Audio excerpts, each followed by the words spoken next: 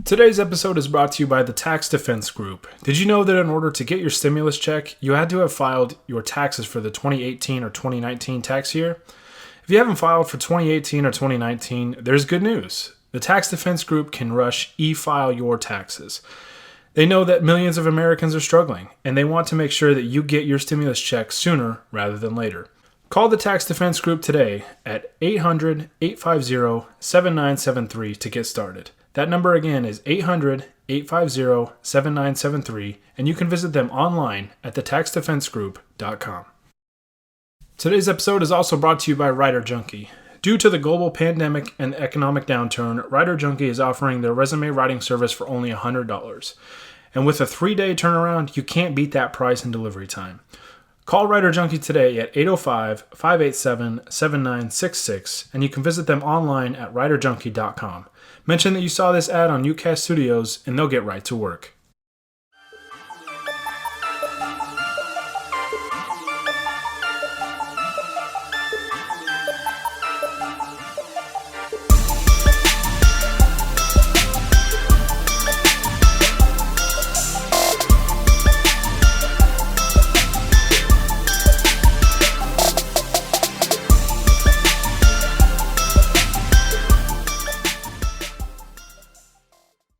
What's going on, everybody? Welcome into another episode of the Lakers Outsiders Weekly Podcast. I'm your host, Gary Kester, here with you as always. And as always, this podcast is also brought to you by UCast Studios.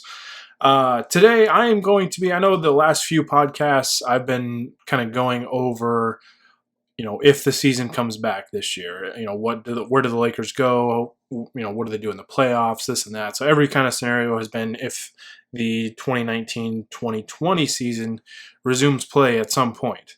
That's the hope. Fingers are crossed on that. But today I'm actually going to be talking about the upcoming offseason. So maybe, if the rest of the season gets canceled, or if the season resumes and we finish out the games and then go into the offseason, whatever. I'm looking ahead to the offseason, though, however this season finishes. So taking kind of a little bit of a different direction today, and going to go over kind of what to expect this offseason with the Lakers, or at least try to kind of gauge what might happen. So going to dive into that here in a second. But as always, guys, if you like this podcast, be sure to like this video on YouTube and subscribe to UCast Studios and Lakers Outsiders on YouTube and wherever you get your podcasts, all those major podcast platforms. And be sure to follow Lakers Outsiders on Twitter and Instagram at Lakers Outsiders. And then like us on Facebook. You can follow me on Twitter at Gary Kester. That is GaryKester. With Twitter, you can, and then YouTube comments as well. You can also always leave questions, comments, topic ideas you want me and some other guys from the crew to discuss. I've said this probably, I feel like a broken record now, but I am open to so many suggestions at this point, trying to give you guys content every week. The ideas kind of run low sometimes, so I welcome any questions. I love doing those mailbag podcasts, so I like to gather up those questions.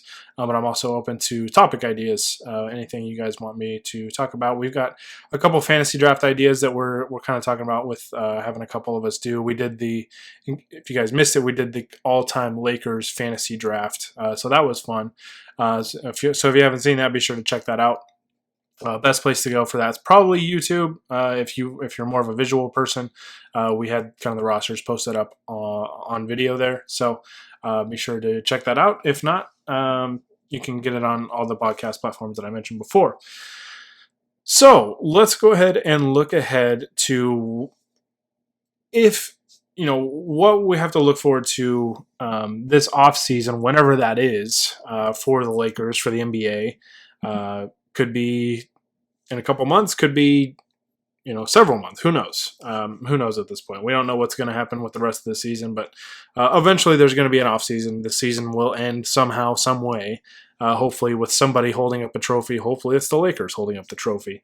But once we get to the off season, the Lakers could have a very similar roster, but they could also have a very different roster. So I'm kind of going through a couple different scenarios today with you guys. And obviously, the main priority going into this offseason is making sure Anthony Davis resigns because he's going to opt out of his $28.7 million contract. It's a no-brainer. I mean, he can make a lot more money by opting out and re-signing a new deal. The Lakers do have his bird rights, so they can offer the most money. They can offer the longest contract. So they definitely have the perks to keep him. And I would be surprised if he leaves. I really would be. I'd be shocked. I think him and LeBron get along extremely well. This team, the team chemistry, we've heard on numerous occasions how close this team is, and how good the chemistry is. So they've really formed kind of that bond as a group. It's you've heard guys say it's like a brotherhood. So I don't think that he'll leave. I mean, people have mentioned Chicago because it's his hometown and all this, but the Bulls suck. I mean, the Bulls are, like, no offense to Bulls fans, but they're just not good right now. I mean, they're rebuilding, but it feels like they've been rebuilding. Yeah, I just can't see Chicago. And like, people read and dig too deep on comments on how players answer questions about free agency and stuff like that, and people have done that with Davis. I don't think he's really said anything, or there's been any reports or rumors that have made me worry about him leaving. I'm really not concerned about it, not yet, at least. I mean, things change quickly in the NBA, so I mean, I'm not saying it can't happen, but I just feel like it's very unlikely. I think Davis enjoys Los Angeles. I think he enjoys being a Laker. He enjoys playing with LeBron. He enjoys playing with this team.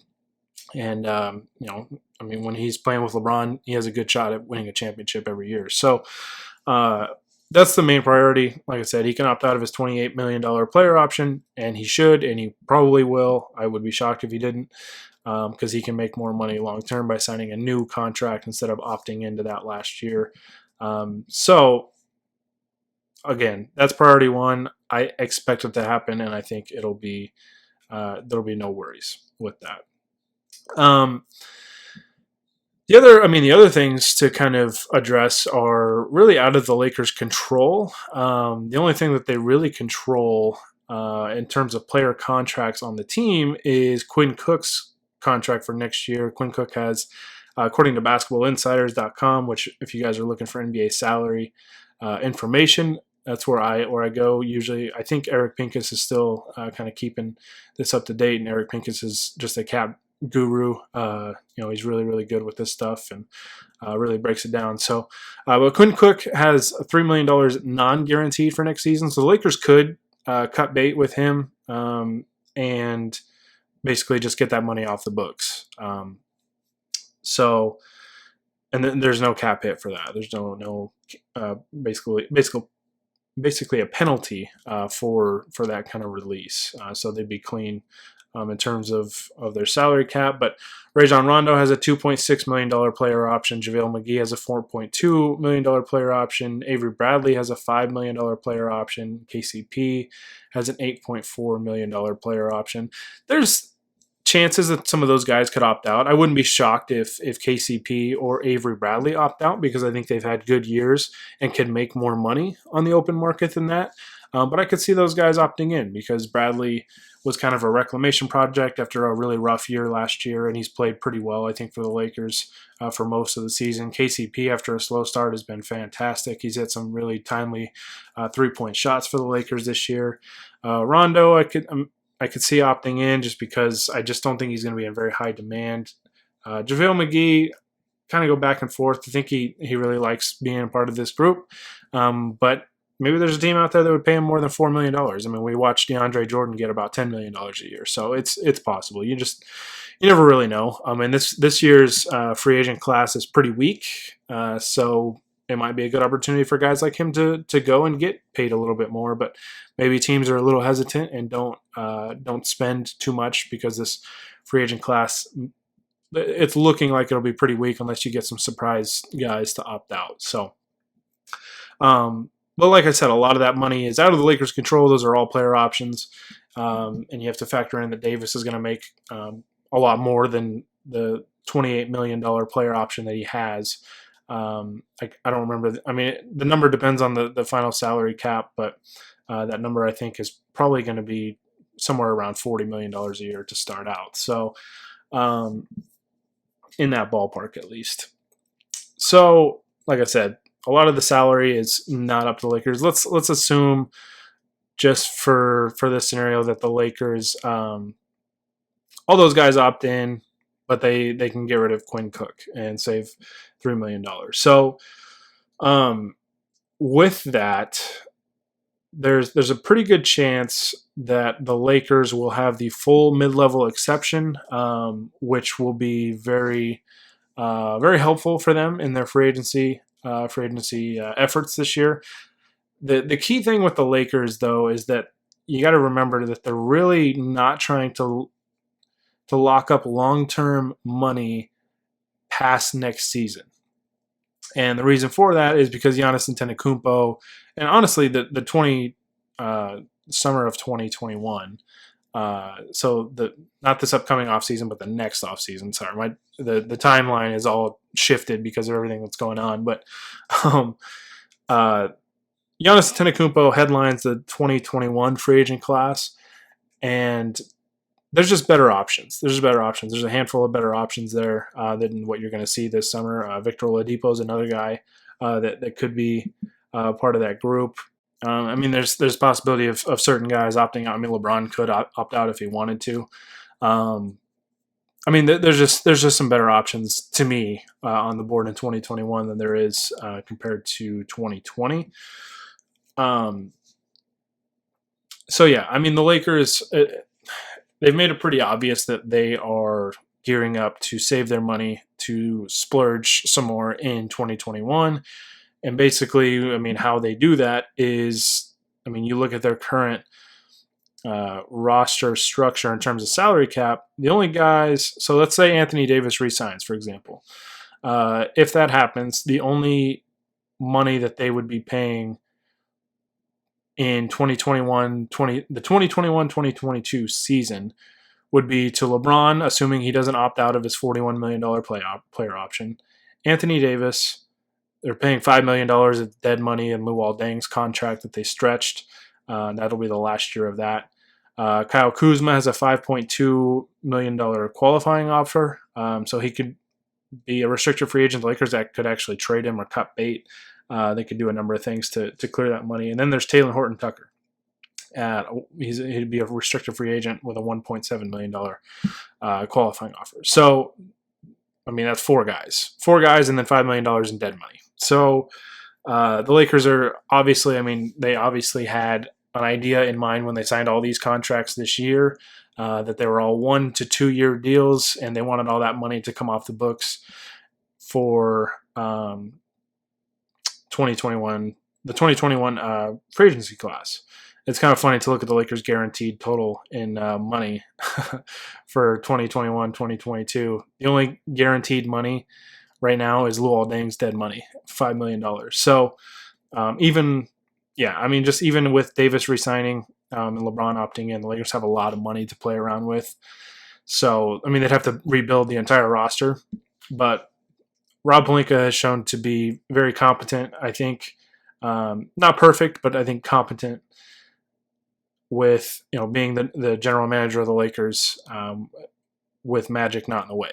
So I think he's gotten a lot better, and no disrespect to Magic, but I think the Lakers have just gotten better with Pelinka kind of running the show with nobody there to intervene. So, kind of we went over the Lakers kind of roster and money situation. So I'm going to take a quick break here and give you guys a word from our sponsors, and then kind of go over some possible trade targets that the Lakers could be looking at, and maybe some potential free agent options for that mid-level exception. And I'll break that down a little more right after this break. Today's episode is brought to you by the Tax Defense Group. Did you know that in order to get your stimulus check, you had to have filed your taxes for the 2018 or 2019 tax year? If you haven't filed for 2018 or 2019, there's good news. The Tax Defense Group can rush e-file your taxes. They know that millions of Americans are struggling, and they want to make sure that you get your stimulus check sooner rather than later. Call the Tax Defense Group today at 800-850-7973 to get started. That number again is 800-850-7973, and you can visit them online at thetaxdefensegroup.com. Today's episode is also brought to you by Writer Junkie. Due to the global pandemic and economic downturn, Writer Junkie is offering their resume writing service for only $100. And with a 3-day turnaround, you can't beat that price and delivery time. Call Writer Junkie today at 805-587-7966, and you can visit them online at writerjunkie.com. Mention that you saw this ad on UCast Studios, and they'll get right to work. Okay, so we just went over the Lakers' money situation. Odds are they're going to be over the cap, which there's a good chance they're going to be over the cap, but under the tax level, which would put them or to give them the full mid-level exception. If they were under the cap, they would get from my understanding, the room mid-level exception, which I think is about half of the full mid-level exception. So I believe the mid-level exception for next season for a non-tax paying team that's over the cap would be about $10 million. So it's a pretty good chunk of change. Obviously, when you got max players making like $40 million, you're not going to get one of those guys. But there are some potential options out there. So just kind of looking at free agents, I mean, there's a long list of guys that the Lakers could fill out the rest of the roster with. Whether it's minimum contract guys, if they break up the mid-level exception, because you can use it on multiple players. It's basically just a money assortment, as far as I'm aware. So I mean, you could break it up, break the $10 million, $6 million to one player, $4 million to another. And if that's not correct, I apologize, but that is my understanding of it. So, put together a list of guys that they could possibly look at with that money in this free agent class. There's some guys in this class that are going to be unattainable for that price tag, but I put a couple of guys that might be unrealistic to get with that, but just going to throw their names out there just to put them out in the universe. Paul Millsap has an expiring contract. I don't think he would sign for that amount of money. I think he would probably get more to stay in Denver, or somebody else would probably pay him more. But you never know. You never know if a guy wants to get a ring and wants to sign with a contender, they'll take a discount. And getting $10 million is, still, like I said, a good chunk of change for a lot of these guys, even if it's for 1 year, and try and get a championship for, making $10 million a year. There are worse things out there. So Millsap, not likely, but you never know. Danilo Gallinari, kind of the same thing. I would love it, but I think he signs for more elsewhere. Some of these other guys might be a little more realistic. Goran Dragic is a guy I think that would come in and really help the Lakers. I've been harping all year on Rondo and the Lakers' backup point guard situation and how I think Caruso needs to play more. But the thing with Caruso is he's not really an excellent playmaker. Doesn't create, and really that's kind of one of the shortcomings of the Lakers roster is they need another playmaker. And Rondo's supposed to be that, but the lack of shooting, the lack of scoring, he's just not a scoring threat really in much capacity at all. And that really hurts the Lakers offense. So if you took out a guy like Rondo and put in a guy like Dragic, that's a huge upgrade. Huge upgrade. So Dragic is interesting. Another guy is actually a former Laker. Jordan Clarkson has an expiring contract. I think he makes about $13 million he's on the last year of the deal that he signed with the Lakers. It was under Mitch Kupchak, but ever since he's gotten to Utah, I don't know if it's just like a thing where he gets traded and then all of a sudden he just really elevates that team, because I feel like he did that with Cleveland too. When the Lakers traded him to Cleveland, he really started out hot.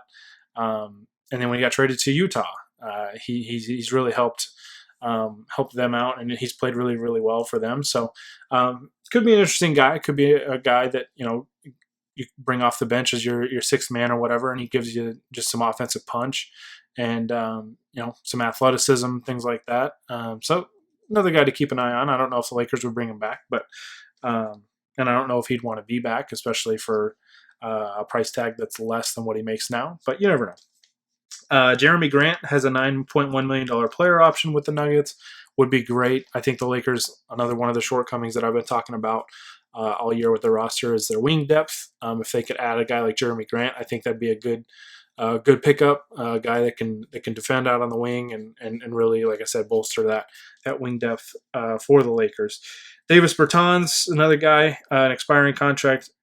Kind of, he's more of a stretch four, but man, that guy can shoot, and you can never have enough shooting. I think if the Lakers could get him, that would be, that'd be a really, really good addition. It really, really would. So, a guy that is just a sharpshooter, especially from the 3-point line, and I think that would really, really help with their floor spacing and things like that. So, he's a guy to keep an eye on. Jay Crowder, another guy, expiring contract, veteran player. Again, I don't know how realistic these are. These are just kind of some names that I, circled, looking at some of the options. And then another guy, I don't think Crowder is worth the full mid-level exception, and I also don't think this guy is Wesley Matthews. I think he's a solid player for sure. I just don't think he's worth $10 million. Even though odds are the mid-level exception that the Lakers use this year is probably going to be on a 1-year deal, just because, like I said, they don't want money going past the summer or off season of 2021, unless it's to Anthony Davis and LeBron James. Maybe Kyle Kuzma, who knows? I think I wouldn't be surprised at all if Kuzma gets traded this offseason along with the Lakers' first-round pick after they use it, which with that, you can essentially have a deal in place and make the pick for the team and then trade the pick after it. So yeah, those are the free agents that I kind of circled. Maybe possible mid-level exception options, maybe cheaper than that. Who knows? A couple of those guys, like I said, are probably a little unrealistic. But hey, this is we're the Lakers. We shoot for the stars, right? So, all right. And I mentioned the possibility of trades. Kyle Kuzma it's going to be really interesting to see how the Lakers handle him this offseason because he's still a young player that some teams might be really intrigued by because he is kind of a 3-4 combo, potential as a shooter, potential as a defender, just has potential, I guess, with his versatility and things like that. And when he's on, he's really on, as we saw that game at OKC this year. With no LeBron, no AD, and no Danny Green. Kuzma was the man. When he gets hot, he's just a freaking flamethrower. So, unfortunately, it just doesn't happen as consistently as we would like. But he is entering the last guaranteed year, really, of his contract. He's $3.5 million next year, and then he enters restricted free agency with that $5.2 million qualifying offer, potentially. So a team might take a flyer on him and make a trade for him. The Lakers could, the trade targets kind of, they vary a little bit because if you're looking at trading just like Kuzma plus fillers and that first round pick that I mentioned that the Lakers have to technically use first before they can trade it because of their pick situation, because of the Anthony Davis trade, then you're looking at cheap options because Kuzma doesn't make a ton of money, $3.5 million next year.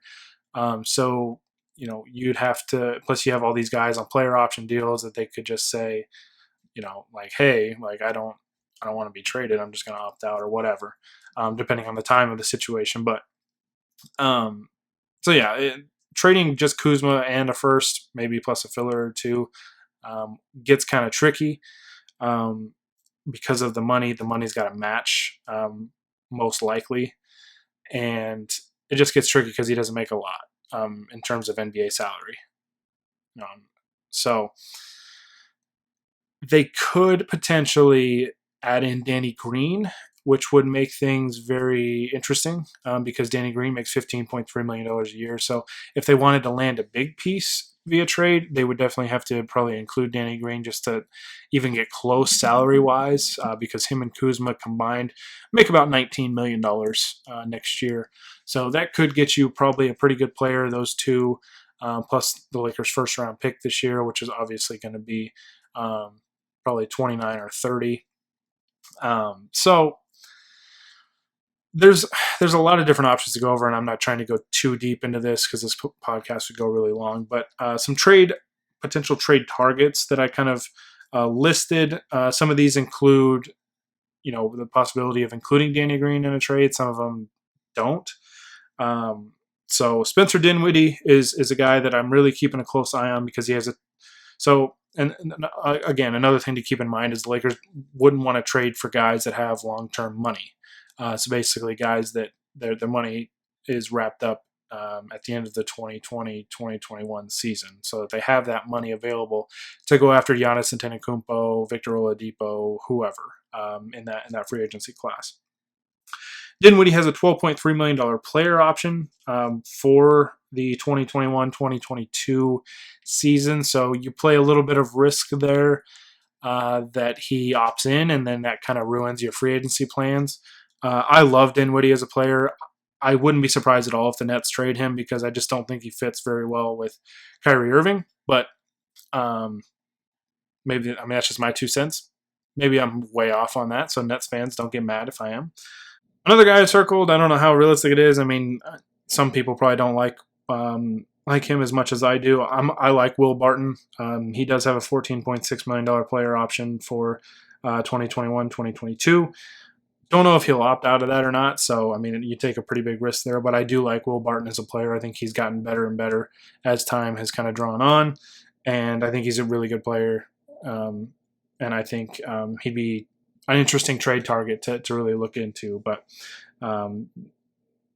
that salary figure plus the player option could make it kind of tricky. So don't know how realistic that one would be either, but just like I said, another guy I circled.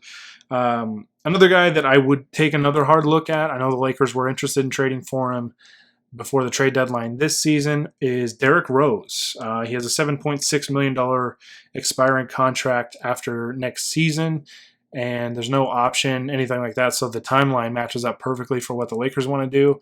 And it might be, a good fit. It might be, Detroit kind of in a weird rebuilding situation, traded away Andre Drummond, and, could be an opportunity for them to get a first-round pick plus a Kyle Kuzma, another young player to kind of help with the rebuild and things like that. So who knows? It's possible. And I think Derrick Rose is still a very, very good player, and I think would help the Lakers out quite a bit with his playmaking and his scoring ability. So definitely a guy to keep an eye on. I think he might be the most realistic of this bunch, but again, who knows?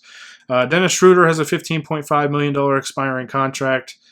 I am not a huge fan of his, but I know some people are. With that salary figure, you would most likely have to include Danny Green, and I'm not cool with that. But again, a lot of people seem to like him, so I circled his name to throw him in there. Evan Fournier is another interesting option because I just don't know what exactly Orlando is doing. I think they're the 8th seed in the East right now. So, that's good for them, but that just means you're going to get smacked by Milwaukee in the first round, assuming play continues. But he has a $17 million player option for next season. So, he could potentially be a free agent, but I doubt he would. I didn't include him with the free agent targets just because I doubt a guy's going to turn down $17 million to sign for $10 million. But if he opts in, maybe he's a potential trade target. I think Fournier is a really good player. Would really help, I think, the Lakers offensively, and would be an interesting fit. Would be a really interesting fit. Guy that could shoot, can score. You can never have enough of that. So next on the list I wrote down is Josh Richardson. He has an $11.6 million player option for 2021-2022. I would say there's probably a decent chance he opts out of that. I think he can get paid more by somebody. I'm a fan of Josh Richardson. I like his game, and I think he'd fit in really, really well with the Lakers. So another guy to keep an eye on. But again, I don't know how realistic it is, just because that player option, I don't know if the Lakers would want to roll those dice and trade for a guy that has a player option that could potentially derail their 2021 offseason plans. Kelly Oubre is another guy that I think would be really interesting, would help the Lakers get a little younger on the wing. He has a $14.3 million expiring contract. I do know that the Lakers and Suns had talks before the trade deadline about Oubre. Weren't able to get a deal done, but I do know that he's a player that is intriguing to the Lakers, so wouldn't be surprised if that gets revisited this offseason in terms of a trade. And it sounds like the Suns had interest in Kuzma, so I don't know how they would make the money work exactly. I don't know how I'd feel about doing Danny Green and Kyle Kuzma for Kelly Oubre, but Oubre is a guy that I like. I think he's really blossoming into a pretty solid player, and like I said, would help the Lakers out with their wing depth. And he's just a good young player on the wing, and maybe he's a long-term option for you. So who knows? The last name I wrote down is Corey Joseph. Another option, kind of like Derrick Rose, where I think the Lakers could benefit from adding a better playmaker to really take Rondo's place. Corey Joseph could potentially fill that role as kind of the backup point guard because I don't think the starting lineup would really change much. Since LeBron's basically the starting point guard on offense, and then they just have a good defender next to him to guard the opposing point guards. So I think Joseph would essentially step into Rondo's role if they traded for him, but he has a $12.6 million. And this one's a little more friendly, I think, just because it's a $12.6 million deal for 2021-2022, but it is non-guaranteed, so the Lakers could just void that, and there would be no cap ramifications at all, and they would still be able to throw all the money that they want at Giannis Antetokounmpo or whoever in 2021. So, again, I could go on and on about all the potential targets. There's a lot of guys you could possibly sign on minimum deals. I would expect DeMarcus Cousins to be back with the Lakers. Even though he was technically released, it sounds like he still kind of talks with the team. He's in the group chat, and he's present at Laker games and stuff like that. So, I would expect him to be back on a cheap deal. So that's another name to keep an eye on. I would be pretty surprised if he goes somewhere else. So hopefully he can get healthy and stay healthy and be a contributor for the Lakers next season, because I was very excited to see him play with this group this season. So it really sucked to see him go down. And but it did lead to Dwight Howard, who's been a really solid contributor for the Lakers. So let me know what you guys think. Possible trade targets, free agent targets you're looking at for this upcoming offseason. Hopefully we get to see an NBA playoff tournament this year, and we get to actually crown a champion, and we don't have to cancel the rest of the season and things like that. So hopefully basketball can come back sooner rather than later, but fingers are crossed on that. Nobody really knows right now, but always good to be prepared for what's coming ahead. And obviously, again, main priority, re-sign Anthony Davis, and then we'll see where the chips fall after that. But that's going to do it. Again, let me know if you're listening to this on YouTube in the comments, maybe if you agree with some of these options. If you disagree, let me know. Maybe some options you'd like to add, let me know. As always, guys, be sure to subscribe to Lakers Outsiders and UCAS Studios on YouTube and wherever you get your podcasts. And then you can follow Lakers Outsiders on Twitter and Instagram at Lakers Outsiders, and like us on Facebook as well. And you can follow me on Twitter at Gary Kester. And that's going to do it. So I'm going to get out of here.